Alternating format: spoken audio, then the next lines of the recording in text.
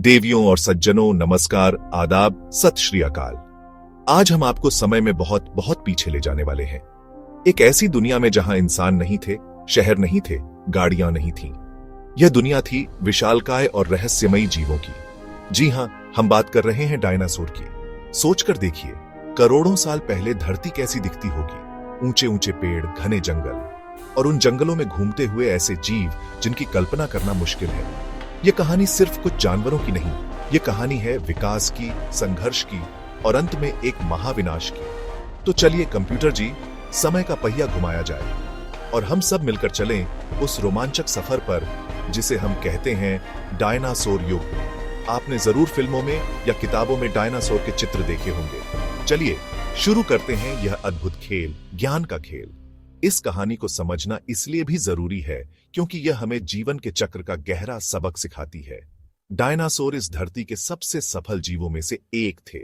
तो देवियों और सज्जनों, हमारा सफर शुरू होता है जुरासिक काल से। यह समय आज से लगभग 20 करोड़ साल पहले शुरू हुआ और करीब 14.5 करोड़ साल पहले तक चला। इस दौरान धरती का मौसम गर्म और नम था। चारों तरफ घने जंगल थे, फर्न, विशाल पेड़। कल्पना कीजिए, वो आपके सामने खड़े हों। यह डायनासोर के लिए एक सुनहरा दौर था। संख्या और आकार दोनों में बढ़ोतरी। असली दिग्गजों ने अपने कदम रखे। उनके विशाल शरीर को देखकर कोई भी हैरान रह जाता।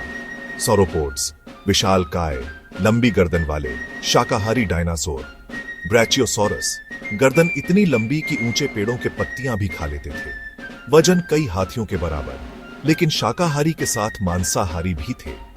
एलोसॉरस जैसे खूंखार शिकारी, बड़े, 2 पैरों पर चलने वाले, दांत चाकू जैसे तेज। पर कहानी यहीं खत्म नहीं होती। एक दिलचस्प बदलाव हुआ। छोटे, 2 पैरों वाले मांसाहारी थेरोपोड, उनमें से कुछ पर पंख उगने लगे। उनके शरीर पर पंख और लाखों साल में इन्हीं से पक्षी बने। अगली बार जब कोई चिड़िया उड़ती दिखे, याद रखिए उसके पूर्वज महान डायनासोर थे। यह चमत्कार है, विशाल से नन्हे सुंदर पक्षी। जुरासिक काल विविधता का काल था। पानी, जमीन और आकाश, हर जगह जीवन चरम पर था। समुद्र में इच्थियोसॉरस तैरते थे। टेरोसॉरस आसमान में उड़ते थे। वे डायनासोर नहीं थे। डायनासोर ने हर माहौल में खुद को ढाल लिया। यह उनकी अनुकूलन क्षमता का प्रमाण है। चलिए अब देखते हैं कि इस सुनहरे दौर के बाद कहानी कौन सा मोड़ लेती है। जुरासिक काल के बाद हमारा सफर पहुंचता है क्रेटेशियस काल में। यह दौर आज से लगभग 14.5 करोड़ साल पहले शुरू हुआ और 6.6 करोड़ साल पहले समाप्त हुआ। इस समय तक महाद्वीप अलग होने लगे थे। दुनिया का नक्शा बदल रहा था और दुनिया का नक्शा कुछ कुछ वैसा दिखने लगा था जैसा हम आज जानते हैं। फूलों वाले पौधे पहली बार धरती पर खिले। इस बदलते माहौल में डायनासोर की नई नई प्रजातियां विकसित हुईं, जो पहले से भी ज्यादा अद्भुत और विविध थीं। यह डायनासोर के साम्राज्य का शिखर था। इसी काल में हमें मिलते हैं युग के सबसे बड़े सुपरस्टार्स, टी-रेक्स, टायरानोसॉरस रेक्स बनाम ट्राइसेराटॉप्स, ड्रामेटिक स्टैंडोनफ। इसके विशाल जबड़े और केले जितने बड़े दांत किसी भी जीव के मन में खौफ जगाते थे।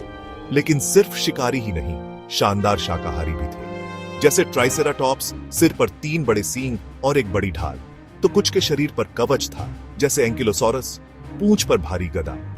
आसमान में अब और भी बड़े टेरोसॉरस उड़ रहे थे, पंखों का फैलाव बड़े हवाई जहाज जैसा। हर महाद्वीप पर अलग अलग तरह के डायनासोर रहते थे। कुछ के पास बत्तख जैसी चोंच थी, जैसे एडमोंटोसॉरस। ऐसा समय था जब लगता था कि डायनासोर का राज हमेशा सबके लिए बना रहेगा। उनकी संख्या इतनी ज्यादा थी और रूप इतने अलग कि कोई नहीं सोच सकता था कि अंत इतना नजदीक है। लेकिन साथ ही यह उनके अंत की शुरुआत भी थी। किसी को यह अंदाजा नहीं था कि यह पार्टी अचानक और बहुत बुरी तरह से खत्म होने वाली है। अब हम कहानी के उस अंतिम और सबसे नाटकीय मोड़ पर चलते हैं, जिसने इस ग्रह का चेहरा हमेशा के लिए बदल दिया। तो देवियों और सज्जनों, अब हम पहुंच गए हैं कहानी के उस अंतिम पड़ाव पर, जो आज से ठीक 6.6 करोड़ साल पहले आया था। एक बहुत बड़ा एस्टेरॉयड, करीब 10 किलोमीटर चौड़ा, शहर जितना बड़ा, अंतरिक्ष से तेज गति से आया और मेक्सिको के पास समुद्र से टकराया। यह टक्कर इतनी जबरदस्त थी कि इसमें हजारों परमाणु बमों से भी ज्यादा ऊर्जा निकली। उस टक्कर के तुरंत बाद धरती पर प्रलय आ गया। टक्कर वाली जगह पर एक बहुत बड़ी सुनामी उठी। लहरें सैकड़ों मीटर ऊंची थीं। आसमान से आग के गोलों की बारिश होने लगी। टक्कर से इतनी धूल और राख उड़ी कि उसने सूरज को पूरी तरह से ढक लिया। महीनों तक, शायद सालों तक अंधेरा छाया रहा। सूरज की रोशनी के बिना पेड़ पौधे मरने लगे। जब पौधे खत्म हो गए, शाकाहारी डायनासोर भूख से मरने लगे। और जब शाकाहारी खत्म हुए, मांसाहारी का भी वही हश्र हुआ। इस महाविनाश के साथ साथ बड़े पैमाने पर ज्वालामुखी भी फटने लगे। जहरीली गैसें हवा को और खराब करने लगी। एक एक करके उनकी सभी प्रजातियां विलुप्त हो गई। लगभग 75% जीव मारे गए। तो क्या यह कहानी का अंत था? नहीं। हर अंत एक नई शुरुआत होती है। हर तबाही के बाद जीवन फिर से अपना रास्ता खोज लेता है। छोटे जीव, हमारे पूर्वज छोटे स्तनधारी, बिलों में छिप गए और बच गए। डायनासोर के खत्म होने से उन्हें एक मौका मिला। धीरे धीरे वे विकसित हुए और राज करने लगे। कुछ डायनासोर बच गए, पंख वाले डायनासोर जो आज हमारे पक्षियों के रूप में हैं, जो आज हमारे आसपास चहचहाते हैं डायनासोर की विरासत। डायनासोर की कहानी हमें सिखाती है कि जीवन बहुत शक्तिशाली है। और इसी के साथ हमारा आज का यह सफर समाप्त होता है। शुभ रात्रि, शब्बा खैर।